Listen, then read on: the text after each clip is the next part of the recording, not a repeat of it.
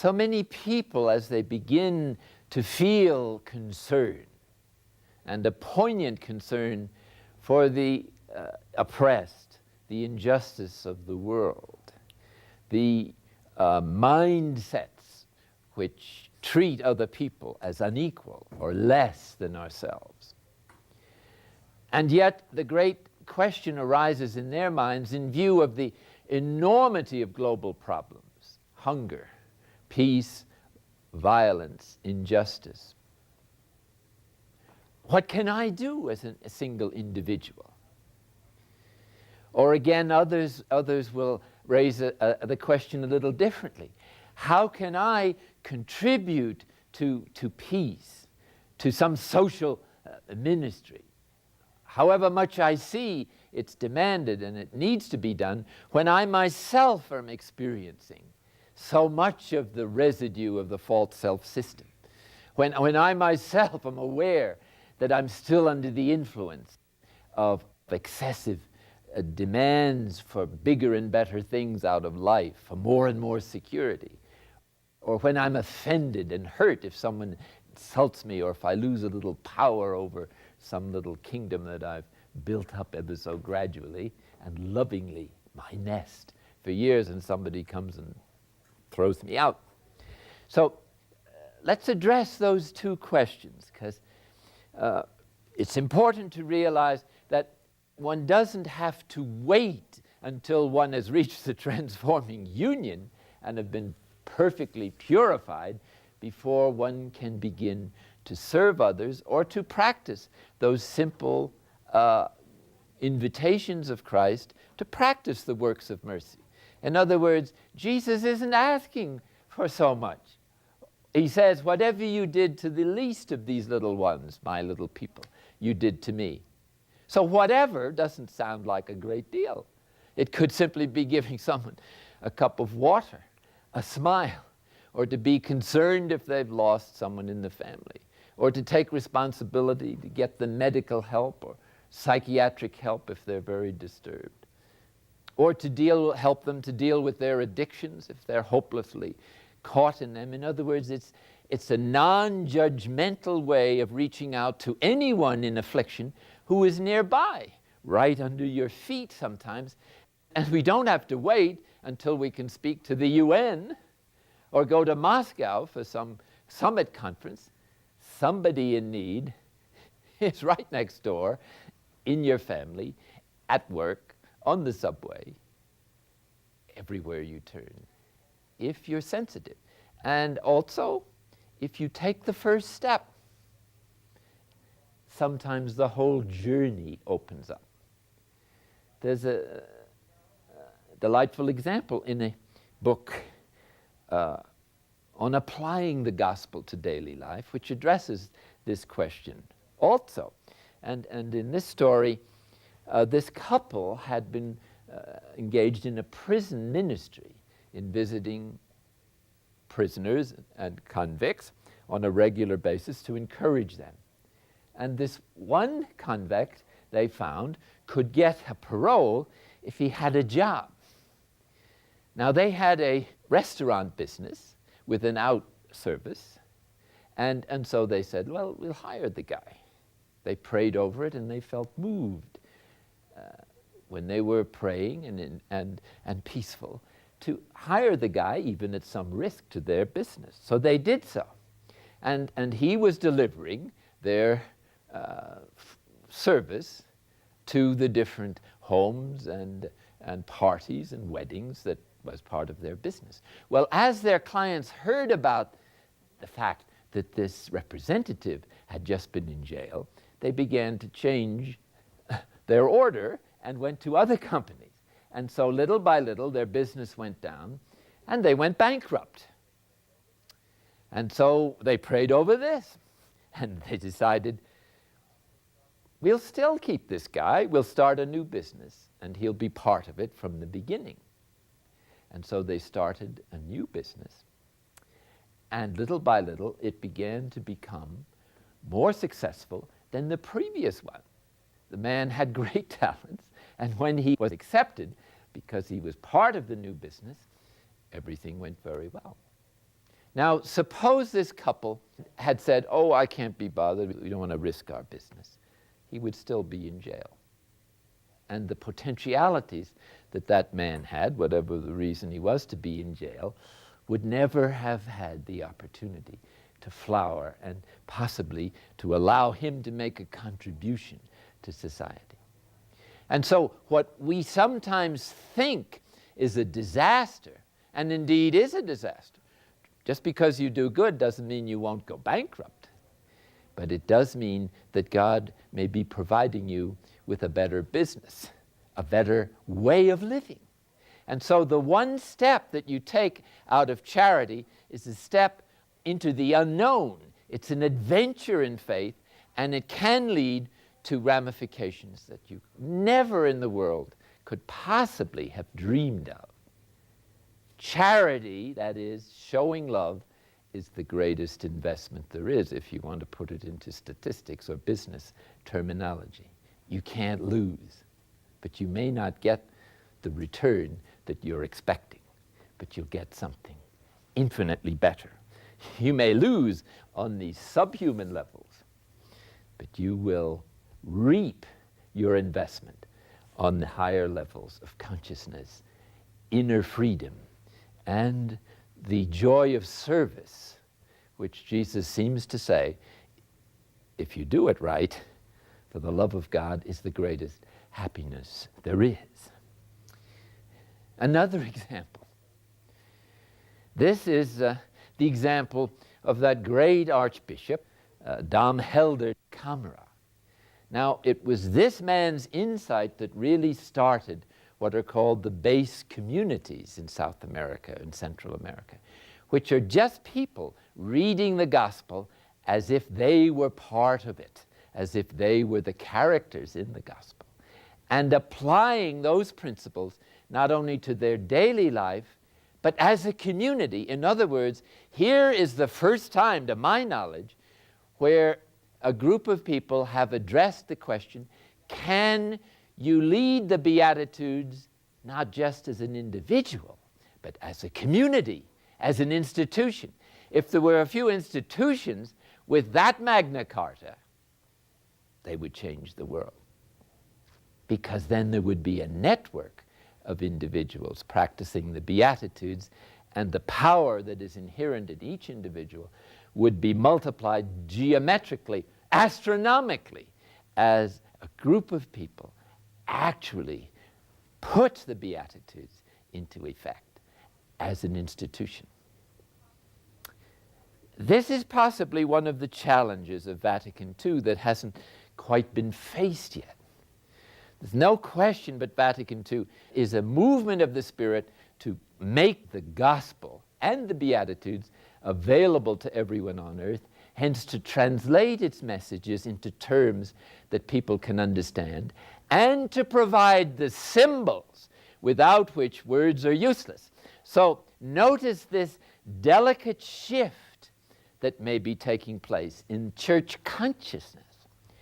The ideal of Nazareth, moderate poverty, simplicity of lifestyle, homey virtues, obedience, all of these great virtues have been in honor from the very earliest days of the church, or at least since the end of the age of martyrdom. But now, with this movement of humanity as a whole into not only mental egoic, but the intuitive level of consciousness, this obviously is going to affect the Catholic Church because it's made up of people who are coming out of this consciousness. And this is the consciousness that takes personal responsibility for our own response to Christ and doesn't just fit in to the conformity or conventional morality or virtues of the group, the local parish, the local diocese, the local religious community, or whatever. It feels responsible for the whole church. Hence, although its respect for authority is fully in place, it's also aware of its personal responsibility to offer new initiatives to make the message of the church available to our time and to places in the world where it has never been viable, such as Asia. The church went into Asia as missionaries with a chip on its shoulder with the colonial mentality of Europe, because all the missionaries, most of them came from there. So they went to Africa and Asia thinking that whites are better than blacks, that Western culture is better than the East, that these religions of Asia are just a bunch of pagans. Actually, they had a higher culture than most of those medieval barbarians the church was trying to convert in Europe. And so the mindset that they brought with them from their mythical consciousness, which they hadn't questioned and thought through, they brought with them. It spoiled their ministry. Those people weren't going to accept these proud onions. And so the church made practically no inroads in 4 centuries in bringing the gospel to Asia, because they brought it with a white supremacy backing them up in their unconscious. And so they didn't appreciate the local culture, accept it, and try to live the gospel inside the culture of those great Eastern religions, Hinduism and Buddhism.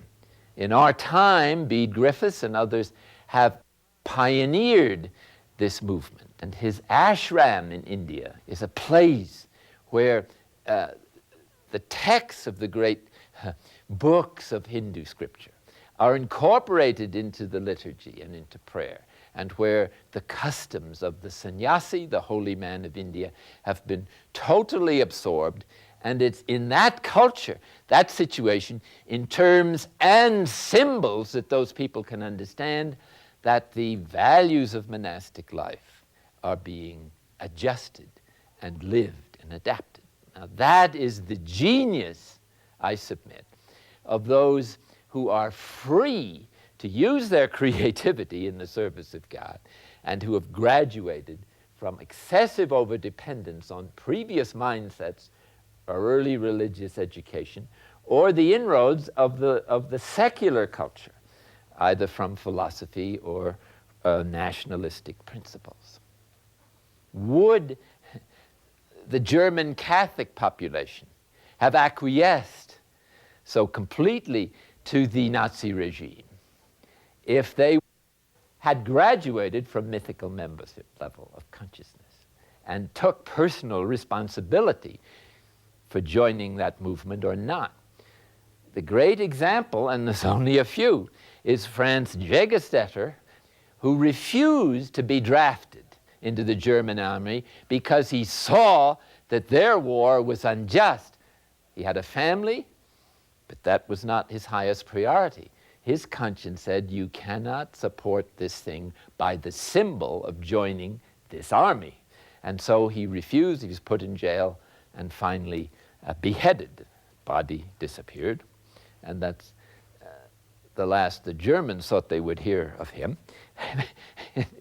But he's actually one of the shining lights and saints and martyrs of our time, because he's a martyr not so much to religion as to justice.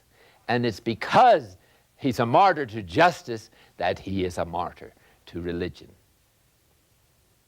Because religion, to be true, has to be just. And there's no possibility of world peace based on injustice. Notice the 7th beatitude that corresponds to the transforming union is, blessed are the peacemakers. Jesus doesn't say, oh, blessed are the peace lovers, because these are the people who don't want you to rock the boat, who want a feigned peace, who want things to look peaceful, who want to sweep under the rug all their shameful or embarrassing situations. Like the capitalistic system is embarrassed by the homeless and the unemployed, so we try to hide those people. The Russians are embarrassed if someone disagrees with their ideology, so it's the dissidents, they try to get them out of the way. So every mindset, bias, or prejudice is afraid of peacemakers, but not of peace lovers. They can deal with them because they can appeal to their desire to not to have their own lives ruffled up by the oppression and the misery or the suffering of other people. As long as I'm comfortable, to hell with everybody else. This is the mindset of the mythic membership level of consciousness. It's a sin if it's conscious, because this is to disregard not only our own personal growth, but the duty of a human being to respect the rights and needs of others. Our spiritual journey can only grow in the social context. Hence, it involves always a right submission to God, not a magical attitude towards Him, which is typical of mythic membership consciousness and the Typhonic consciousness, but on that true relationship which manifests a true religious attitude, which is to offer God not substitute sacrifices, the project of selfishness, but ourselves. That's true religion, and God is not interested in any other gift unless it manifests that disposition. And then we are in relationship to others of equality. And here again, to grasp the full ramifications of our mythic membership over-identification, we are still in the patriarchal culture that arose about 3000, 2000 BC, symbolized by Zeus, reason, slaying the dragon, symbol of emotional life. And this has led to the subjection of women. Certainly, by no stretch of the imagination can we say that men and women are still treated equally in all the cultures of the world, and in some of them, the injustice, inequality, is greater than in others, depending on where that culture is in its gradual evolution. But the downward pull of regressive tendencies is so strong in human nature that again it requires the gifts of the Spirit making us hunger for justice. This is the only thing that will eventually get us out of the fascination of self-centered projects and the support of our culture that tends to reinforce those early attitudes. Hence again, the value of an institutional commitment to beatitudes, to offset the institutional commitment to selfishness and the exploitation of others. And finally, we have this relationship to the earth, for which we are stewards and have the obligation to pass on the environment intact to the next generation. We're not the only members of the human race. And to think, well, what happens after I'm gone? Fine. You never leave. You may have a new relationship to the earth and the human family, but whatever your attitude to it was when you were alive, it will continue after death to your well or to your woe. And that's the meaning of the Last Judgment. Humanity isn't going to go away.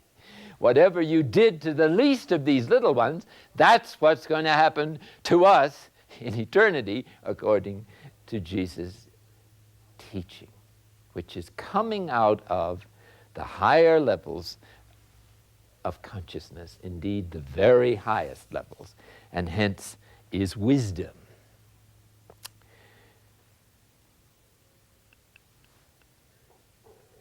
To return to my story about Dom Helder, who was the initiator of the movement of base communities, which are teaching the vast masses of the poor in Brazil, and now it's spread throughout South America and even into North America in some degree, teaching them to take responsibility as persons and as communities for their response to the gospel. And for them this means political stances, since the politics of many of those governments are manifestly unjust. Now, I had the privilege of introducing Dom Helder as a speaker at a summit meeting of world religions held in the Cathedral of St. John the Divine in New York. And he spoke in this vast cathedral. I think it's the second largest on earth. And he's just a little man about so high, and deeply wrinkled, with his huge sacks under his eyes. And of course he speaks with broken English. No one could understand a word he said, but just to look at this man was all you had to do to know what he stood for. We had a private meeting of spiritual leaders from different world religions at the UN Religious Center there, and he started to speak about the situation in Brazil. The focus of this meeting was to raise the consciousness of people about the necessity of a commitment to peace, and especially a commitment to peace springing from religious conviction as an essential aspect of true religion in our time, given the magnitude of violence and war. In other words, we were encouraging the world religions and the churches to speak as one voice and saying that war in our time is totally unjust, indefensible, unacceptable, and hence that their co-religionists should refuse to take part in it, even in defense, because in our time, defense involves the destruction, monumental destruction of the innocent. But to learn to oppose violence with non-violent means. This is the gradual movement of some of the best minds in the world religions.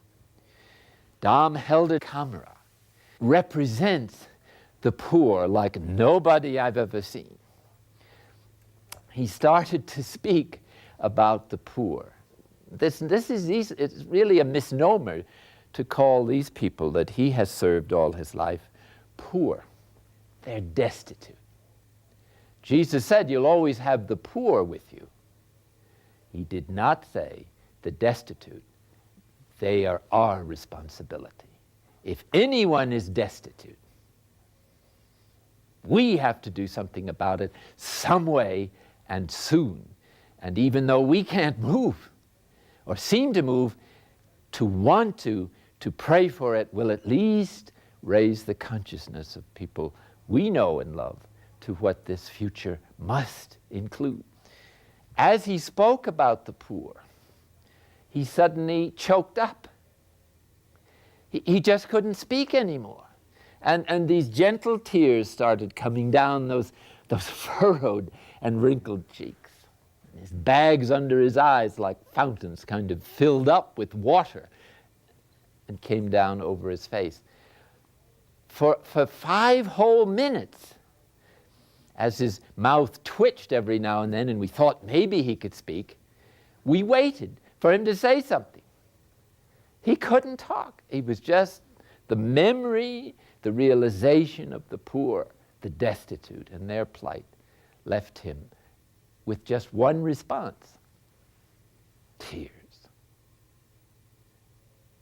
Nothing ever convinced me more of what it means to be poor than that face. And here is the man who has spent his life, perhaps more than almost anyone else except a very few, to reach the destitute and to arouse the conscience of the world, of nations, of his own country, and of his church, to the plight of people under such incredible destitution, out of which there is no hope to arise. And so these base communities are infusing into this hopeless situation the spiritual principle that can give those people at some point the creativity to band together and to demand their rights in non-violent ways. We don't have to wait till we're perfect or till there's some world organization that we can join. Jesus sent his disciples out 2 by 2 to work miracles and to preach the gospel before they were remotely prepared to do so, and still less prepared for the success that followed their ministry. So when they arrived back from this great ministry, they were so excited. They were telling him, the demons are subject to us in your name, Lord. And they were so excited. They expected him to pat them all on the back and applaud them. On the contrary, he said, oh, don't get excited about that kind of stuff. Anybody can work miracles with a little psychic energy. What you should rejoice over is your names are written in heaven. That is to say, you have the destiny to be transformed and the capacity to transmit your personal transformation. That is, your absorption of the divine mystery, your assimilation into the Word of God, into daily life, among the people you know and whom you live. And it's the very failure of your efforts to serve that teaches you little by little how to serve, which is with complete dependency on the divine inspiration, mercy, so that you serve without demanding success. And this is what changes the world. Maybe not in your lifetime, but it will bring people into union and unity with the ultimate mystery, whom we call God.